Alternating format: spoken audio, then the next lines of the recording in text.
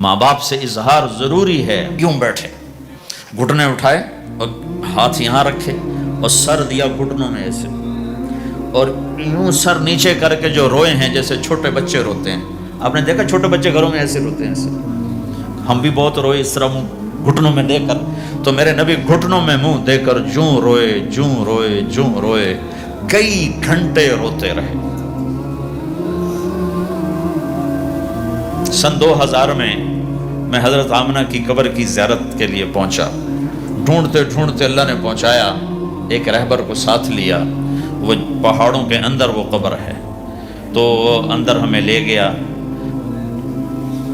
راستہ کوئی نہیں تھا. جس کو پتہ ہو وہ پہنچا سکتا ہے، ویسے کو نہیں جا سکتا. کالے پہاڑ، چھوٹے چھوٹے کانٹے دار جھاڑیاں. ایک پہاڑی ہوگی اتنی اونچی جتنی آپ کی چھت ہے، اس کے اوپر باقی پہاڑ تو ایسے تھے، نوک نکلی ہوئی.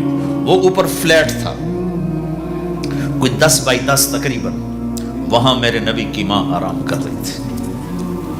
تو میں نے چاروں طرف دیکھا تو 2000 یعنی صرف 12 سال پہلے جنگل، ویرانہ، وحشت.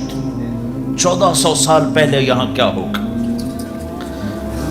میں اللہ کی بے نیازی سے کانپ رہا تھا کہ میرے رب، جس کی خاطر تو نے کائنات بنائی، یہاں اس جنگل میں اس پہ اتنا امتحان ڈالا. وہ بھی 6 سال کی عمر میں.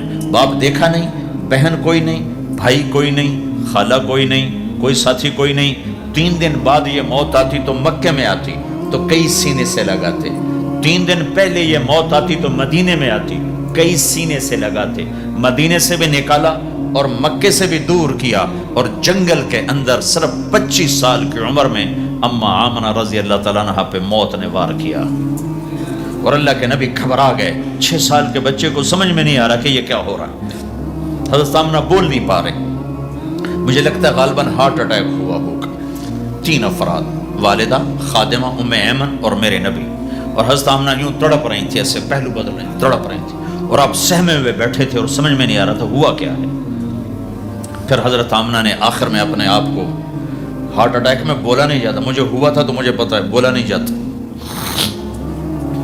آخر بجھتی شمع بھڑکی کا بیٹا، ہر زندہ نے مرنا ہے، ہر جوانی نے ڈھلنا ہے، اور لگتا ہے میرے جانے کا وقت آ چکا ہے. ولد تو طہرن، تو ایسا پاک ہے کہ تیرے ذریعے سے سارا عالم پاک ہوگا. اور شمع بجھی اور چھوٹا سا معصوم بچہ ماں کے سینے پر سر رکھ کے جو رویا ہے. کاش تم اس جگہ پہ ہوتے. اس خوبصورت ملک میں تم ابوا کو کیسے جانو، اور میں تمہیں کیسے بتاؤں. میں ہزاروں دفعہ یہ قصہ سنا چکا ہوں. مجھے ہر دفعہ رونا آتا ہے کہ میں وہاں اپنے آپ کو محسوس کرتا ہوں کہ ہائے، یہاں اس جگہ اتنا بڑا امتحان، اور صرف 6 برس کا. کون وہاں قبر بنانے آیا؟ کوئی گزرے ہوں گے، ویسے تو کسی کے بس میں نہیں وہاں قبر بنانا. جب پہاڑ سے نیچے اترے تو ہمارے نبی پھر بھاگے. جب ام ایمن اوپر پہنچی ہیں تو کیا منظر تھا کہ ابوا کے پہاڑ بھی روئے اور زمین آسمان بھی روئے، اور ہر پتھر رویا کہ 6 سال کا معصوم بچہ 2 جہان کا سردار ہے، جنت کا چابی بردار ہے. اللہ کا جھنڈا ان کے ہاتھ میں ہوگا. شفاعت ان کی کہ تو فیل حساب ہوگا. ان کی شفاعت کے ساتھ پل پار ہوگا. ان کے صدقے جنت کا دروازہ کھلے گا. ان کے صدقے جنت میں داخلہ ہوگا. ان کے صدقے گناہوں کی معافی ہوگی. اور اتنی بڑی ہستی والضحی واللیل اذا سجا کا ٹائٹل لینے والا، وما ارسلناک الا کافۃ للناس بشیرا ونذیرا کا ٹائٹل لینے والا 6 سال کا بچہ. مجھے دیکھو، ماں کی قبر کو سینے سے لگایا ہوا تھا اور اس کے اوپر لیٹے ہوئے تھے. جب حضرت ام ایمن پہنچی ہیں تو اللہ کے نبی کیا کہہ رہے تھے؟ اے میری ماں، تمہیں تو پتا ہے نا تیرے سوا میرا کوئی نہیں تھا. تو مجھے چھوڑ کے کہاں چلی گئی؟ تیرے بغیر کہاں جاؤں گا؟ میرا کون ہے اب تیرے سوا؟ ام ایمن نے اٹھایا کہ مجھے چھوڑ دو، میں کہیں نہیں جاؤں گا، میں اپنی ماں کے سوا کہیں نہیں جاؤں گا. کھینچ کے اٹھایا، نیچے لائیں، اونٹنی پہ بٹھایا، 3 راتیں مسلسل روتے روتے یہ سفر ہوا۔ ہائے ہائے، کوئی آنسوں کو آگے کوئی خالہ نہیں بیٹھی، باپ بھی نہیں بیٹھا ہوا، بھائی بھی کوئی نہیں، بہن بھی کوئی نہیں ہے، کوئی نہیں جس کے گود میں سر رکھ کے اب یہ بچہ سوئے گا۔ تنہائیوں کے ساتھ اب بسیرا ہے۔ تو میرے نبی کا کھانا پینا چھوٹ گیا، کچھ نہیں کھاتے تھے سارا دن، زمزم کے پانی کے چند گھونٹ پیتے تھے اور تنہا بیٹھے رہتے تھے۔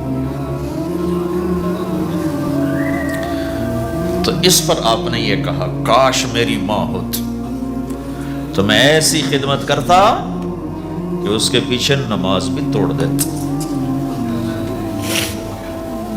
تو ماں باپ کا ایک مقام ہے جو دین بتاتا ہے بھائی، صرف پیسہ ہی بنانا سب کچھ نہیں ہے، اور بھی دکھ ہیں زمانے میں محبت کے سوا، راحتیں اور بھی ہیں وصل کی راحت کے سوا۔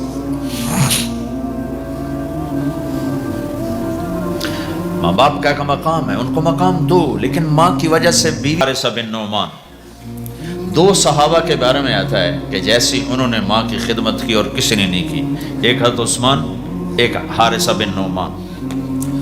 حارثہ بن نعمان کے بارے میں تو آپ نے کہا میں جنت میں گیا تو میں نے قرآن کی تلاوت سنی، تو میں نے کہا یہ کون تلاوت کر رہا ہے؟ کہا جی حارثہ۔ کہا حارثہ تو مدینے بیٹھا ہے، یہاں تلاوت کیسے؟ تمہیں سنانے کے لیے کتنا بڑا سپیکر لگا ہوا ہے، اس 7ویں آسمان پر جنت ہے۔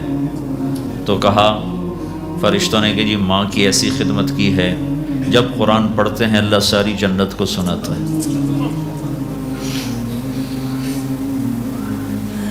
تو جن کے والدین یہاں ساتھ ہیں وہ انہیں غنیمت جانو، ان کی خدمت کرو، کبھی عرش پر کبھی فرش پر، کبھی ان کے در کبھی در بدر، غم عاشقی تیرا شکریہ میں کہاں کہاں سے گزر گیا، کبھی راستوں میں تنہا کبھی ہوں ورود صحرا، میں جنوں کا ہم سفر ہوں میرا کوئی گھر نہیں ہے۔